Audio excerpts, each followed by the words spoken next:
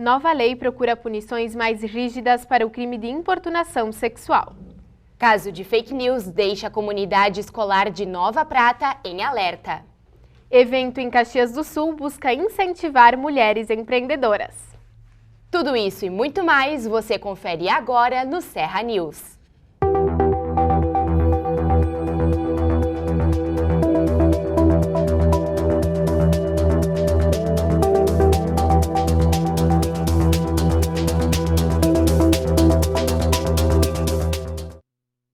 Boa tarde! Boa tarde!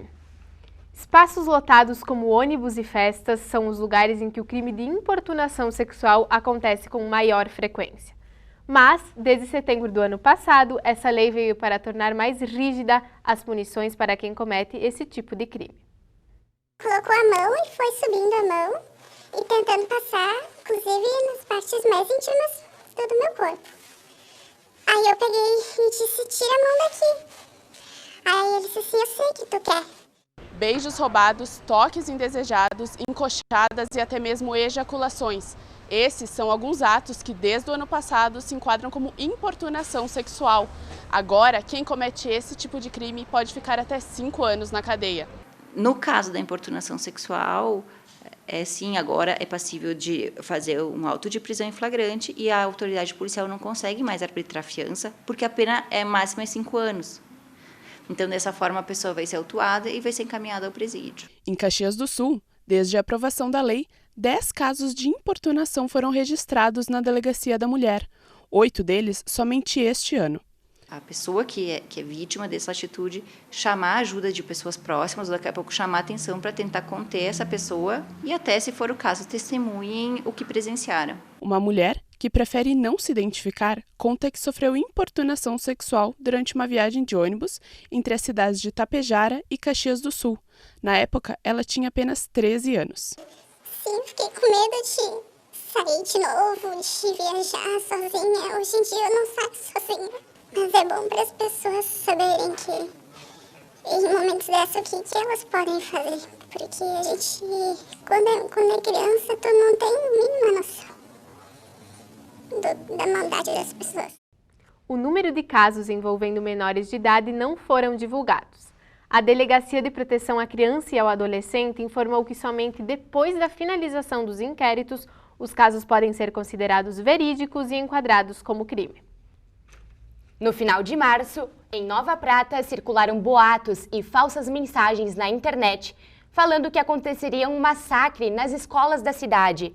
Para piorar, alguns veículos de comunicação complicaram as investigações da polícia. Com aval jornalístico, foram veiculadas mais fake news sobre o caso. Depois das divulgações sobre o ataque e como forma de prevenção, viaturas da Brigada Militar instalaram-se em frente às 8 escolas de Nova Prata. A comunidade escolar ficou abalada e muitos alunos não foram às aulas. As proporções tornaram-se maiores quando um estudante passou a ser visto como culpado pelos boatos e mensagens na internet. Esse estudante estava se sentindo entristecido, né, naquele momento, e ele fez colocações no Facebook. Postou algumas postagens que tinham conteúdo de armas, né, que de uma certa forma incitasse a violência. Ele passou a ser um suspeito. Então esse aluno estava aqui na escola durante a noite, a brigada veio aqui, interviu. Esse aluno, ele percebeu, quando ele veio para a escola, que ele era visto como suspeito. Por quê? Porque os colegas começaram a se afastar. Então ele se entregou para a brigada, inclusive foi feito um vídeo dele saindo da escola. Veículos de comunicação e perfis pessoais compartilharam as imagens como se o culpado já tivesse sido identificado. Essa divulgação trouxe grandes prejuízos às investigações da Polícia Civil. Nós tínhamos um possível alerta de ataque, nós estávamos monitorando e tentando ver quem era esse suspeito, confirmar isto. E essa publicação foi mentirosa. A brigada foi até a casa, a Polícia Civil também interviu.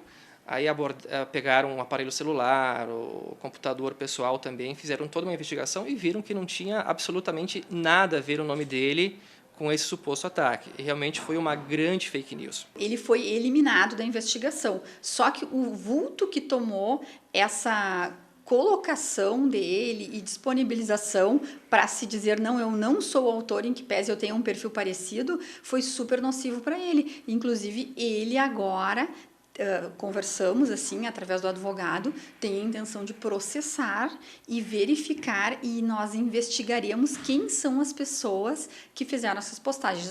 Já temos assim um norte de quem são essas pessoas. Ele quer uma reparação. Atualmente, as fake news fazem parte do dia a dia de todos os brasileiros, que são bombardeados por notícias falsas e boatos a todo momento em suas redes sociais. Mas como é que devemos lidar com esse tipo de situação? As pessoas, por sua vez, têm que ir se educando no sentido de buscar sites confiáveis, de conferir antes de sair multiplicando, de quando vem absurdos, não compartilhar. Só a educação vai resolver essa questão. Ela é uma das consequências da sociedade virtual. Prefeitura de Caxias do Sul divulga dados da Feira do Vinho 2019.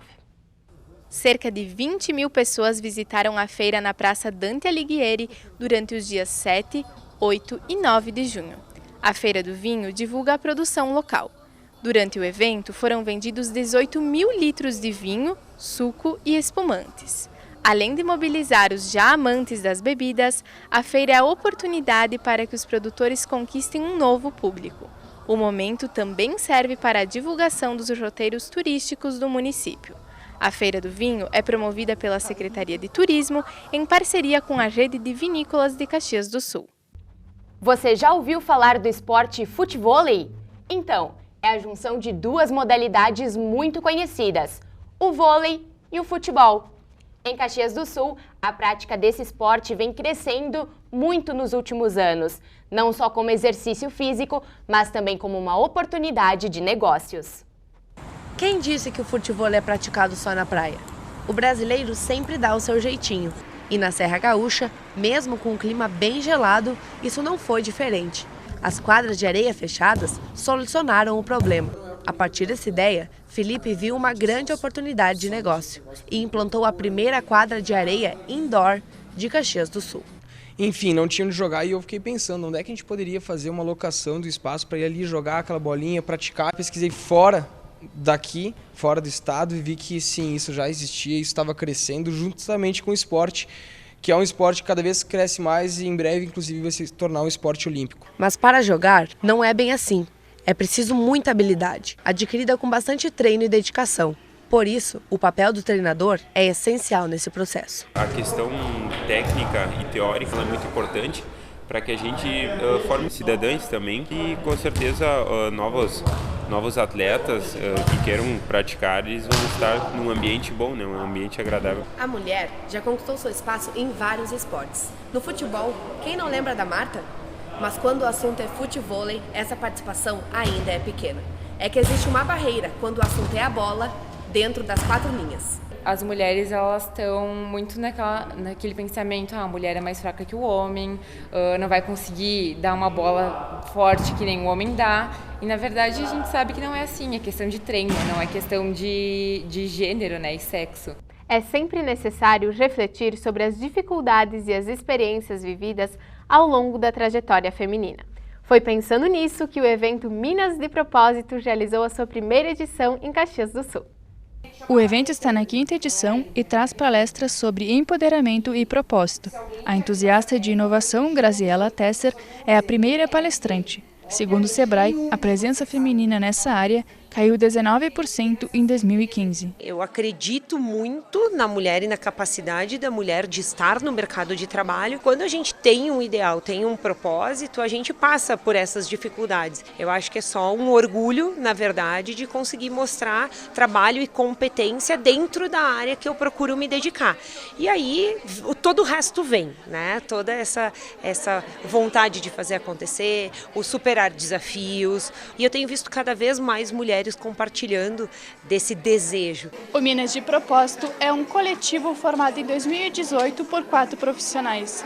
Ele nasceu para ser voz e representar as mulheres empreendedoras. Por meio de eventos, o coletivo busca compartilhar a trajetória de mulheres inspiradoras. Então, nós acreditamos que a gente precisa ter espaços de fala como esse, para que outras mulheres se inspirem a começar os seus negócios, a subir na sua carreira e que principalmente a gente pratique a sororidade, que é ajudar uma a outra a crescer.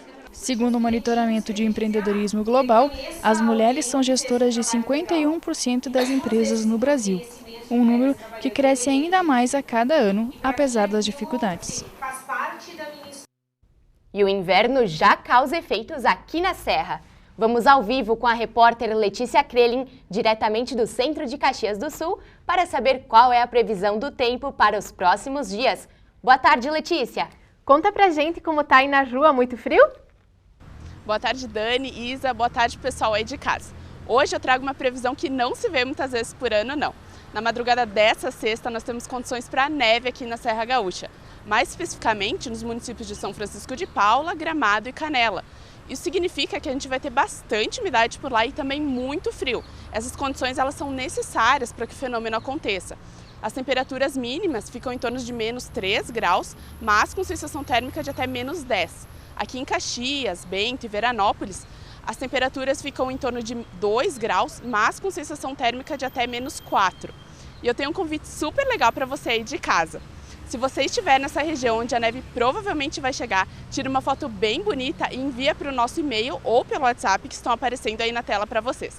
Os melhores registros vão estar na próxima edição do Serra News. Volto com vocês aí no estúdio.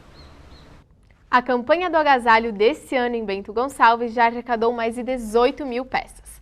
Com o slogan "Para aquecer, basta doar", o município espera arrecadar mais de 60 mil itens. A campanha segue pelo mês de julho, mas a prefeitura já realizou entregas nos bairros. São cerca de 50 pontos de coleta espalhados pela cidade. Estabelecimentos como bancos, supermercados e unidades básicas de saúde apresentam caixas identificadas com o slogan da campanha. Nesse inverno, faça a sua parte também.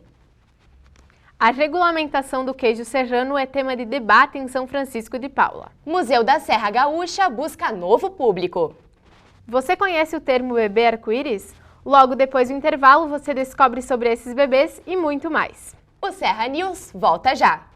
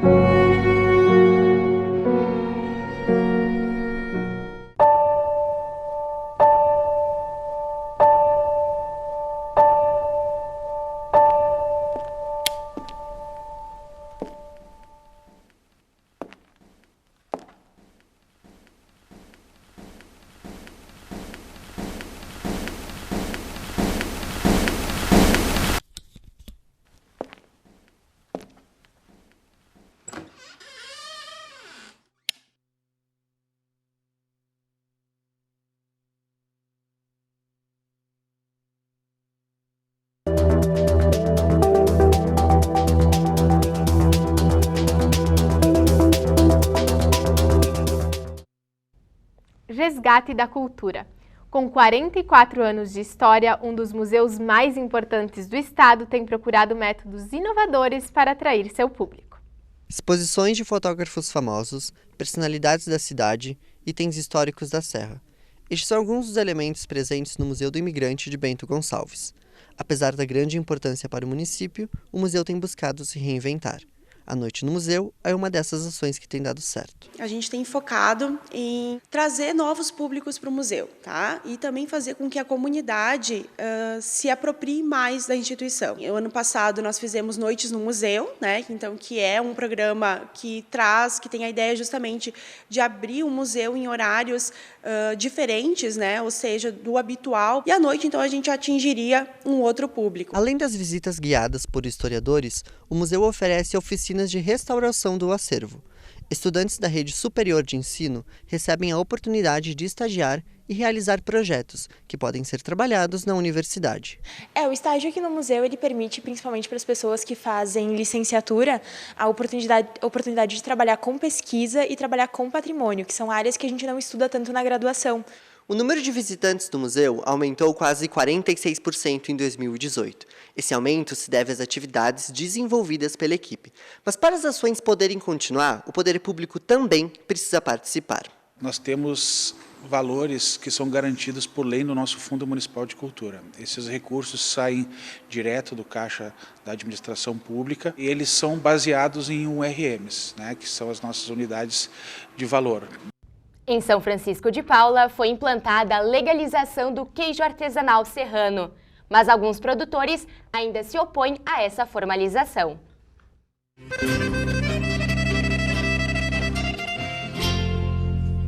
Com licença, meus amigos, vou falar da minha terra, vou contar de São Francisco, campos de cima da serra.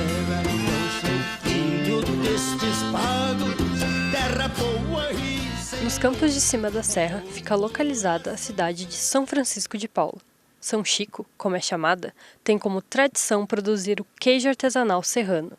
Essa produção ocorre normalmente de modo informal, com um saber que ultrapassa gerações. Queijo serrano parte de vaca com terneira ao pé. O gado tem que comer também só pastagem natural e o leite cru. Saiu da vaca, botou o coalho, esperou 45 minutos, coalhou, parte a coalhada, corta a coalhada, como a gente costuma dizer, automaticamente de sora vai a coalhada para baixo e o soro para cima. Ali é o leite serrano, é o queijo serrano que a gente quer. Um dos pontos que não deu, porque eles querem que a gente pasteurize o leite.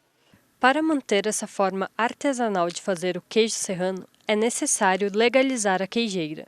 Os custos para legalizar variam de 55 a 60 mil reais. Além disso, a legislação federal pede que o queijo feito de leite cru passe por um processo de 60 dias de maturação. A aparência muda bastante, o gosto fica bem diferente. Então, a venda dificulta bastante e a questão que ele seca bastante, quebra, o custo dele fica muito alto. Então, como tem queijos no mercado com custo bem mais acessível, a venda se torna bem difícil. O projeto para transformar o queijo serrano em patrimônio histórico e material vem sendo estudado há mais de 20 anos. Hoje, ele está em execução em 7 municípios dos campos de cima da serra. Esse projeto de tombamento do queijo serrano como um processo de saber fazer e também cultural e tradicional aqui dos campos, ele veio no sentido de que este tipo de produto, mas principalmente a forma de fazê-lo, o saber fazer do queijo artesanal serrano fique registrado para as gerações futuras. Então toda a documentação, né, foi feita no sentido de que se levantasse todo o histórico de como é que esse queijo começou a ser feito aqui nos campos de cima da serra. O conjunto de documentos para transformar o queijo serrano em patrimônio histórico e material foi enviado em 2014 ao IFAM, Instituto do Patrimônio Histórico e Artístico Nacional. Os documentos foram analisados, mas o Instituto ainda não tomou uma decisão. Mesmo com o tombamento, ainda se torna necessária a legalização. E já que estamos falando sobre queijo, vocês sabem o que está acontecendo em Carlos Barbosa nesse momento? A 30ª edição do Fest Queijo está a todo vapor. A maior feira gastronômica da Serra segue até o dia 28 de julho. O Fest Queijo celebra as riquezas gastronômicas produzidas por empresas locais. É uma festa com mais de 40 tipos de queijos, pratos típicos da culinária italiana, vinhos e espumantes. O Fest Queijo acontece às sextas, sábados e domingos até o dia 28. No site do Fast Queijo, você garante o seu ingresso e fica sabendo quem são os expositores e as atrações confirmadas. O momento da gestação costuma ser uma mistura de sentimentos. Existe a alegria de se tornar mãe, mas tem o medo de que as coisas fujam do planejado. Mas no caso dos bebês arco-íris, a preocupação pode ser ainda maior. Entenda os cuidados necessários para lidar com esse tipo de gestação. Os bebês arco-íris são crianças de uma gravidez que acontece depois da mãe sofrer um aborto. Por não se tratar de um termo médico, os cuidados com o pré-natal são os mesmos de qualquer gestação. Tudo dependerá do caso de cada mulher.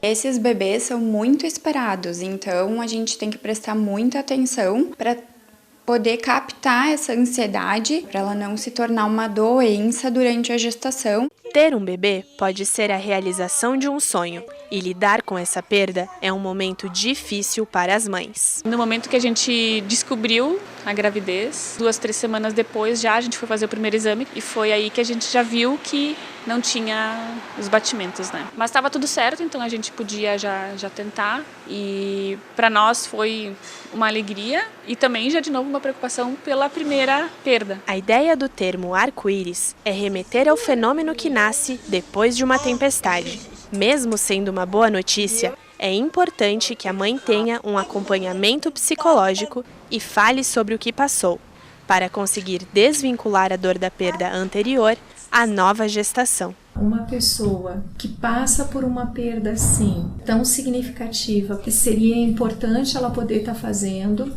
né, uma terapia, e isso não exclui a necessidade de um diálogo com o companheiro, a companheira, né?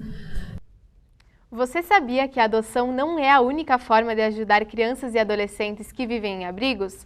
Pois é, em Caxias do Sul existe uma iniciativa que tem o objetivo de dar a esses jovens a oportunidade de conviver em família, mas de uma forma diferente.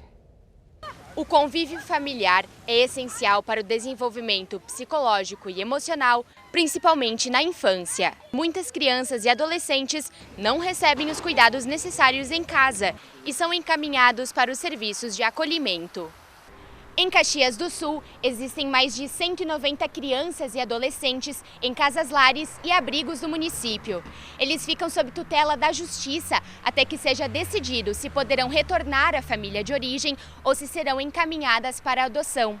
Mas uma iniciativa do projeto Mão Amiga, em parceria com a Fundação de Assistência Social, visa dar uma nova oportunidade para esses jovens. O Serviço de Família Acolhedora é uma lei nacional. Ele prevê que essas crianças, ao invés de ficar num abrigo institucional, ou seja, um espaço de acolhimento onde convivem muitas crianças e crianças e adolescentes de diferentes idades, que eles convivam numa família. Por quê? Uma família que tem uma rotina, que tem pessoas de referência, que tem carinho, que tem afeto. Nos abrigos, as crianças e adolescentes têm todos os direitos garantidos. Mas, como explica a psicóloga, nada substitui o ambiente familiar. O melhor lugar para a criança e para o adolescente, para o ser humano como um todo, é num contexto familiar, né? Onde vão ter pessoas que vão ter um olhar específico para aquela criança, né? Aqui a gente pode trabalhar com até 20 crianças e adolescentes, e na maioria das vezes trabalhamos com um número muito maior que esse. Então acaba que o olhar é muito coletivo, né? O olhar não é tanto individual. Se tenta, claro, mas a gente sabe que não é da forma como uma família poderia produzir esses cuidados, né? Os voluntários que se candidatam no programa Famílias Acolhedoras passam por uma preparação e recebem o acompanhamento do Mão Amiga durante todo o processo. Nós fizemos todo o acompanhamento. Existem visitas quinzenais na casa onde a criança está, porque a família que acolhe, ela precisa desse apoio psicológico, apoio assistencial, né? Para que ela possa, né, se sentir segura também. Ao acolher o jovem, a família assume a responsabilidade com a escola, a saúde, o lazer e o ensino de valores. Outra regra do programa é que o acolhimento dure no máximo 2 anos, ou até que seja definido o futuro da criança. Mesmo sabendo dessa condição, Dona Ana não teve dúvidas ao decidir acolher 2 crianças em sua casa. Elas não são nossas, mas é um encaminhamento para o futuro delas. A gente fica muito feliz de poder fazer isso. É um empurrãozinho pro bem, assim, talvez coisas que elas nunca tiveram, que elas vão poder aprender com a gente, assim, muito importante, muito bom para elas e muito bom para quem acolhe também. Ser família acolhedora tem que amar muito e estar pronto para dizer adeus. O Serra News de hoje fica por aqui. Para mais informações, acesse o nosso site. A gente se vê na próxima semana. Até lá!